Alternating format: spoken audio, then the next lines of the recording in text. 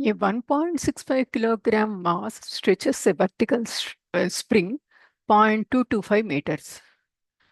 If the spring is stretched an additional 0.130 meters and released, how long does it take to reach the new equilibrium position again?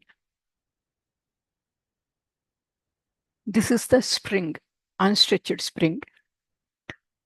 By the addition of the mass, 1.65 kilograms mass, it gets stretched. How much is the stretch?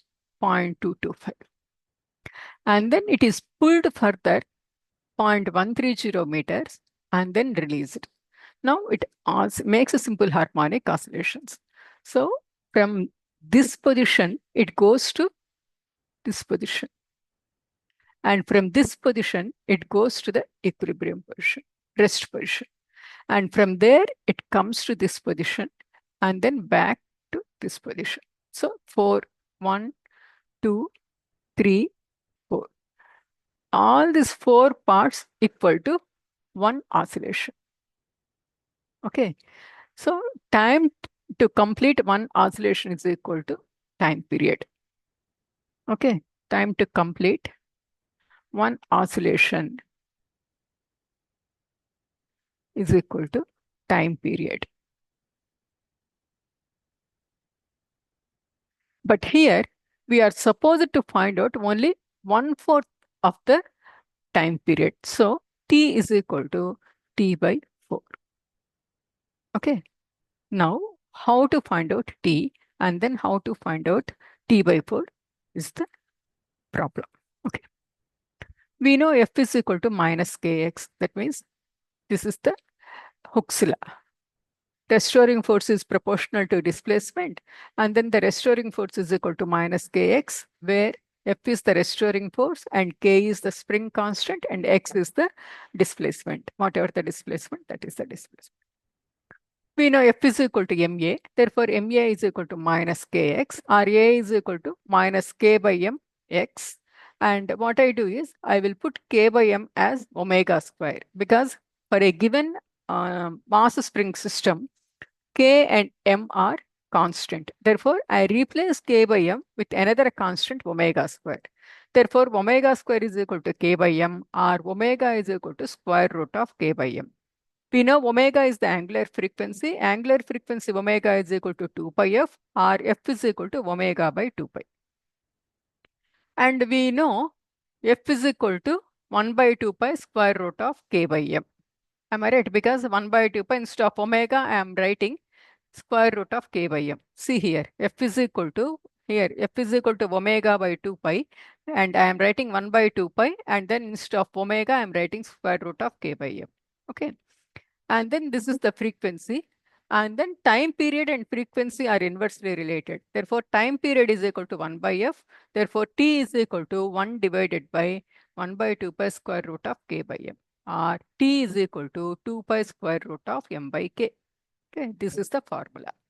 Now here we know the mass, but we don't know K. We have to find out K. How to find out K?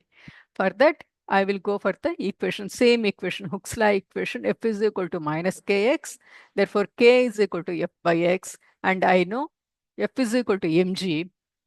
Mass is given to us 1.65. And then G is 9.8 Newton per kilogram. Therefore, F is equal to, on multiplication, on solving, I will get 16.17 newtons. Okay.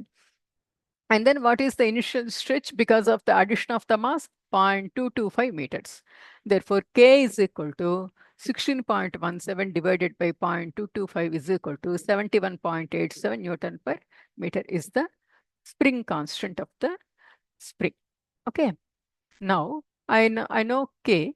Therefore, I know M. M is given to me.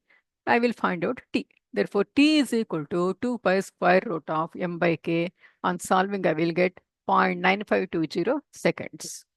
And here I have to find out 1/4 of the T. Therefore, T is equal to 0.9520 divided by 4 is equal to 0.2380 seconds, or T is equal to 0.24 seconds is the answer.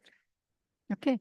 Here, the complication comes identifying the journey of the spring mass system.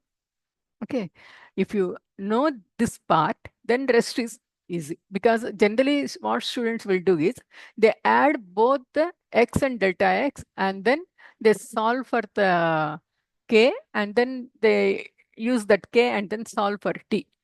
There they go wrong. You are not supposed to take this delta x. This delta x is used only to understand the new position, and then you have to find out when the object comes back to this position. Okay, once it starts its journey from here, this is the first portion, and then from here, its original portion. That means unstretched portion of the spring. Okay, initially the spring is not stretched. Because of the addition of the mass, the spring stretched. And further, we are pulling the mass spring system further and then releasing. Because of this, the spring makes a simple harmonic oscillations about the equilibrium portion. This becomes the equilibrium portion. And then from here, it is going to the equilibrium position, from equilibrium position to further. And then from there, it comes back to the equilibrium portion and then again comes to the original portion. So this entire journey is called one oscillation, and time to complete one oscillation is called the time period. And then the time period divided by 4 gives the answer for the question. Okay.